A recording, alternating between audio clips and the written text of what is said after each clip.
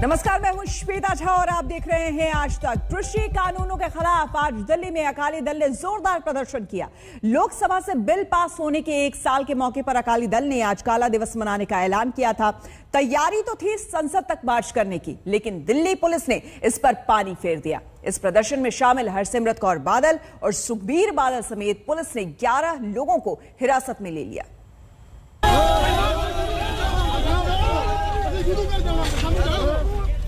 जुलूस, हंगामा,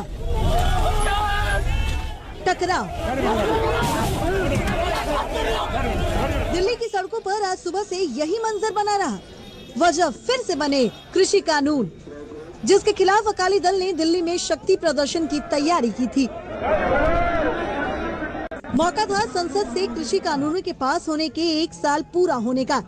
लोकसभा से आज के ही दिन यानी 17 सितंबर को तीनों कानूनों को मंजूरी दी गई थी।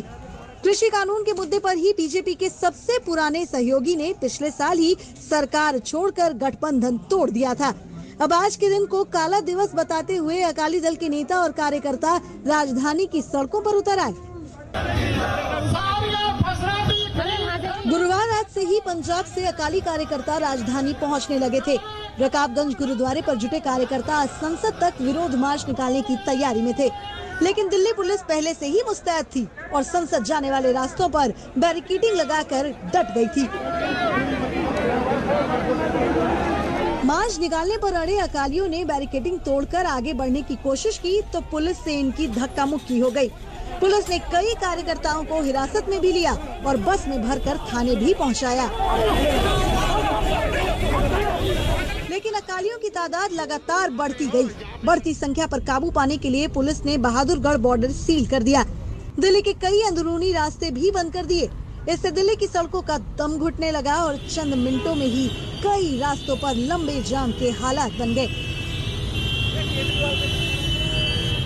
दिल्ली गुरुग्राम बॉर्डर पर भी यही हालत दिखी। बैरिकेडिंग के चलते यहाँ भी लंबा जाम लग गया। लेकिन रकाबगंज गुरुद्वारे के पास हालात जस के तस बने रहे। सुखबीर सिंह बादल की अगुवाई में अकाली कार्यकर्ताओं की भीड़ जगह छोड़ने को तैयार ही नहीं थी। आखिरकार दिल्ली पुलिस को संत मार्ग तक जुलूस निकालने की इजाजत देनी पड़ी। दुख ना कहना पैंदा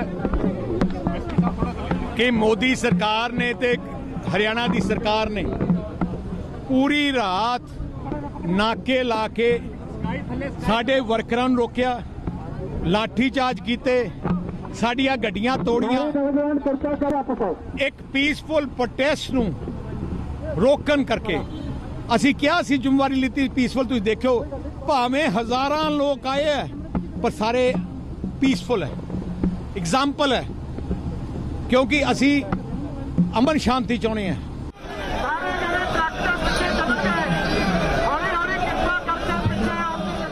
अकाली नेताओं को भी पता था कि संसद मार्च की इजाजत किसी भी कीमत पर नहीं मिलेगी, लेकिन पंजाब की सियासत में जगह बनाए रखने और साल भर से चल रहे किसान आंदोलन में अपने हिस्से का क्रेडिट लेने के लिए दिल्ली तक ये दस्तक भी जरूरी थी। दिल्ली से हिमांशु मिश्रा के साथ अनीशा माथुर, आज तक। अकाली नेता और पूर्व केंद्रीय मंत्री हरसिमरत कौर भी आज कार्यकर्ताओं के साथ दिल्ली की सड़कों पर थी। हरसिमरत ने चेतावनी दी है कि बीजेपी सरकार का काउंटडाउन शुरू हो चुका है और बहुत जल्द बीजेपी फिर से 2 सांसदों वाली पार्टी बन जाएगी। साल भर के किसान ने नाल अपने सहयोगी पार्टियां के नाल का विश्वासघात किया, लेकिन सरकार पूरे देश के किसानों का विश्वासघात कर रही है। जगह भी नहीं देनी चाहिए। यही सरकार कहनी थी आजादी के 75वें साल से 2022 के किसान की आमदन को दुगना कर देंगे। दुगना तक ही करना सी 2020 के काले कानून जोर से जबर के नाल लागू करके देश के किसान, पंजाब के किसान के टिड च लत मारन का काम इस पार्लियामेंट से शरेआम देश से दुनिया के सामने होया। फिर होगी सरकार छोटी गिनती का पिछले साल शुरू हो गई थी। इस पार्लियामेंट से भी एक बार फिर उन्हें 2 मेंबर ऑफ पार्लियामेंट्री पार्टी बन जाओगे। जिस समय अकाली दल थोड़ा साथ कहता सी तो थोड़े कदे 2 MP होंगे थे। और आपको बता दें कि तीनों कृषि कानून के 1 साल पूरा होने पर किसान नेता राकेश टिकैत ने भी हुंकार भरी है। आज तक से खास बातचीत में उन्होंने कहा कि अपनी मांगों के लिए 10 साल तक अगर धरना प्रदर्शन करना पड़े तो वो करेंगे। हमारे साथ राकेश टिकैत साहब हैं। आज साल भर पूरा हो गया। हाँ जी, जिस कानून के खिलाफ आप यहाँ बैठे हुए जी 1 साल हो गया और बैठे हुए हैं। सरकार कह रही कि इसे 18 महीने इसका इंतजार कर लेते हैं, तो वो 12 महीने तो हो गए, 6 महीने और इंतजार कर लेते हैं। सरकार यही तो कह रही कि हम इसको 18 महीने स्थगित कर देंगे, तो हम भी 18 महीने इसका इंतजार कर लेते हैं और अब घर जाएंगे फिर उसको दोबारा देखेंगे। इसका असर तो दिखाई देने लगा ना। पूरा गांव बर्बाद होते दिख रहे हैं। अभी मंडियां बिकने लगी है, उसकी जो खाली जमीन थी कि मंडियों में इंडस्ट्रीज लगेगी, प्रस्ताव होने शुरू हो गए। एमएसपी की गारंटी नहीं है, सस्ते में अनाज बिक रहा है। 2000 रुपए से लगा के और 500 रुपए तक सस्ता अनाज बिक रहा है आज। अच्छा, आज और आपको बता दें कि आज प्रधानमंत्री नरेंद्र मोदी का 71वां जन्मदिन है और इस मौके को यादगार बनाने के लिए पूरे देश में मेगा वैक्सीनेशन अभियान चलाया जा रहा है। आज टीकाकरण का रिकॉर्ड बनाने की तैयारी है और आज के दिन अभी तक देश भर में 1 करोड़ 10 लाख से ज्यादा टीके लग चुके हैं। पीएम मोदी के जन्मदिन पर यह महा टीकाकरण अभियान चलाया जा रहा है। बीजेपी हालांकि अलग अलग कार्यक्रम कर रही है अलग अलग जिलों में, लेकिन ये वैक्सीनेशन का मेगा प्लान है।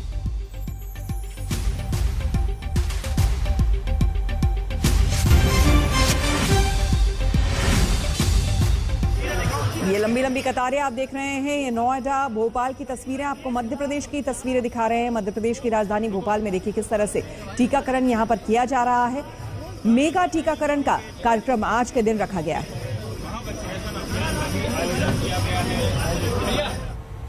टीकाकरण अभियान के साथ प्रधानमंत्री मोदी के जन्मदिन को बीजेपी सेवा और समर्पण अभियान के रूप में भी मना रही है।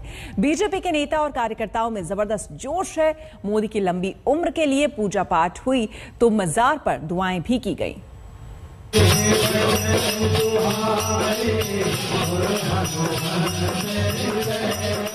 ये पीएम मोदी के जन्मदिन का जश्न है। भोपाल में बीजेपी कार्यकर्ताओं के साथ कैबिनेट मंत्री विश्वास सारंग हनुमान चालीसा का पाठ कर रहे हैं।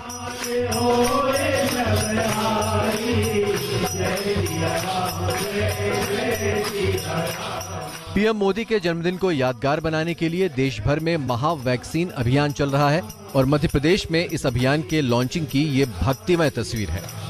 प्रधानमंत्री नरेंद्र मोदी के जन्मदिन को भाजपा अनोखे तरीके से मध्य प्रदेश की राजधानी भोपाल में मना रही है। एक तरफ मध्य प्रदेश में महा वैक्सीनेशन अभियान उनके जन्मदिन पर रखा गया है, तो वहीं दूसरी तरफ शिवराज सरकार के मंत्री विश्वास सारंग हनुमान चालीसा के पाठ के जरिए प्रधानमंत्री नरेंद्र मोदी की लंबी उम्र की कामना कर रहे हैं। अगर आप तस्वीरों में देखें तो भोपाल के नरेला विधानसभा में इस वक्त हम मौजूद हैं, जहां पर चिकित्सा शिक्षा मंत्री विश्वास कैलाश सारंग भजन मंडली के साथ हनुमान चालीसा का पाठ कर रहे हैं। पीएम मोदी के जन्मदिन पर महा टीकाकरण अभियान की लॉन्चिंग 71 लोगों को टीका लगाकर की गई। इसके बाद विश्वास सारंग और उनके समर्थकों ने 71 फीट लंबा केक काटकर पीएम मोदी को जन्मदिन की बधाई दी।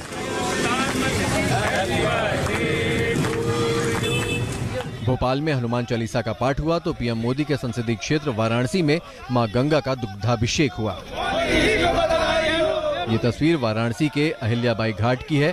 पीएम मोदी की लंबी आयु और स्वस्थ जीवन के लिए 71 बटुक वैदिक मंत्रोच्चार के बीच मां गंगा का दुग्धाभिषेक कर रहे हैं। इस मौके पर मां गंगा को 71 फीट लंबी चुनरी भी अर्पित की गई।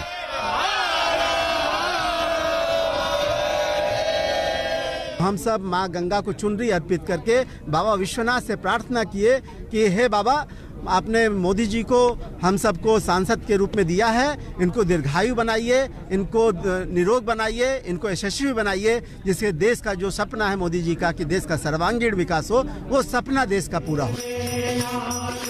पीएम मोदी के जन्मदिन के जश्न की ये 3 तस्वीरें हैं जो आपसी भाईचारे की मिसाल पेश करती नजर आ रही हैं। भोपाल में हनुमान चालीसा का पाठ, वाराणसी में मां गंगा का दुग्धाभिषेक और पटना में मजार पर दुआ। ये तस्वीर पटना की है। पीएम मोदी के जन्मदिन पर उनकी लंबी उम्र के लिए बिहार सरकार में मंत्री शाहनवाज हुसैन ने पटना हाईकोर्ट स्थित मजार में दुआ की।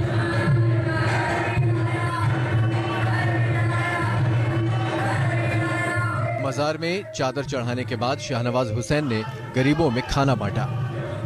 नरेंद्र मोदी जी के लिए हम यही कहेंगे, तुम जियो हजारों साल और साल के दिन हो 50,000।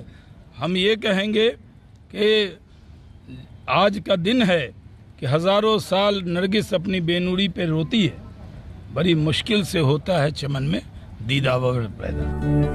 पीएम मोदी के 71वें जन्मदिन पर बीजेपी और सहयोगी दलों में जबरदस्त जोश है। बिहार सरकार के मंत्री मुकेश सहनी ने मोदी के जन्मदिन को यादगार बनाने का अनोखा तरीका निकाला। उन्होंने इस मौके पर 71,000 छोटी मछलियों को गंगा में प्रवाहित किया।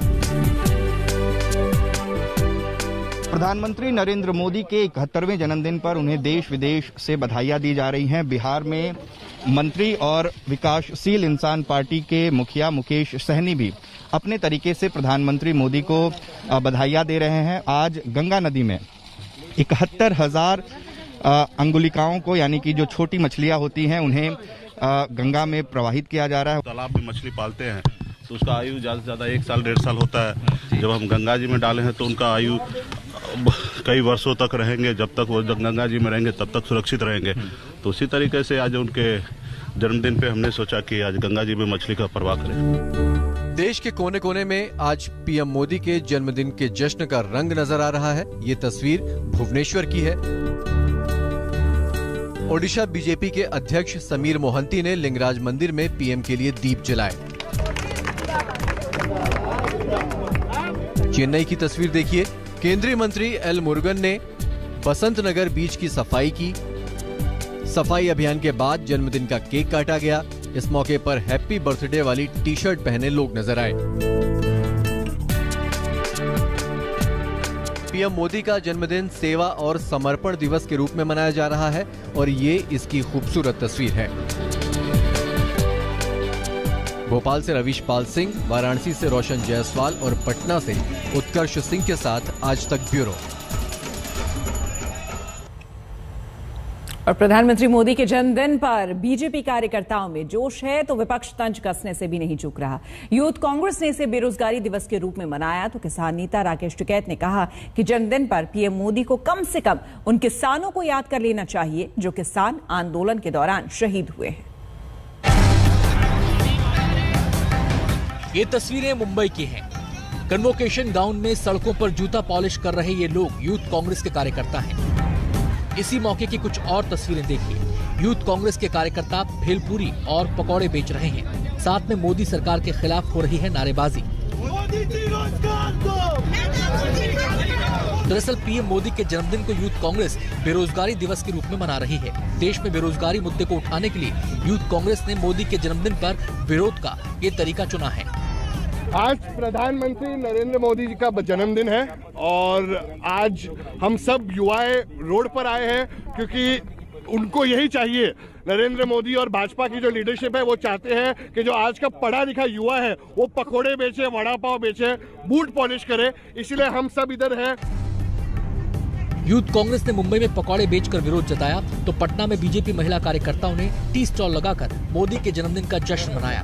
पीएम मोदी के बारे में कहा जाता है कि वो वडनगर रेलवे स्टेशन पर चाय बेचते थे। पटना बीजेपी दफ्तर के बाहर टी स्टॉल लगाकर पीएम मोदी की उस पहचान को याद किया गया।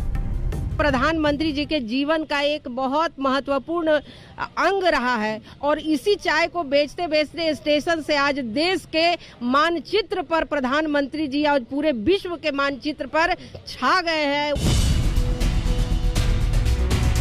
जन्मदिन एक पवित्र मौका होता है। इस मौके पर कड़वी बातें नहीं होती। पीएम मोदी के जन्मदिन पर विपक्ष में कुछ ऐसी ही भावना नजर आई। राहुल गांधी ने ट्वीट कर बधाई दी तो शिवसेना के संजय राउत ने दिल खोलकर तारीफ की। आज उनके कद का कोई नेता देश में नहीं है, ये भी सबको मानना होगा। मोदी जी के जो भूमिकाएं हैं या मोदी जी की कार्यपद्धति है उसके बारे में मतभेद हो सकते हैं, लेकिन मोदी जी ये मोदी जी ही है। दूसरे मोदी जी नहीं बन सकते। जब जन्मदिन देश के प्रधानमंत्री का हो तो देश को उम्मीदें भी बड़ी होती हैं। सहज सवाल उठता है कि पीएम अपने जन्मदिन पर क्या तोहफा देंगे। है कृषि कानून को पास किए हुए वो तो हो ही गया, प्रधानमंत्री का जन्मदिन भी है, कई जगहों पर अभी बहुत सारी बधाइयां भी मिल रही हैं, सेलिब्रेशन भी चल रहा है। तो आपको लगता है क्या कि आज का दिन है कि कुछ किसानों को भी तोहफा मिल जाए, कुछ उम्मीद?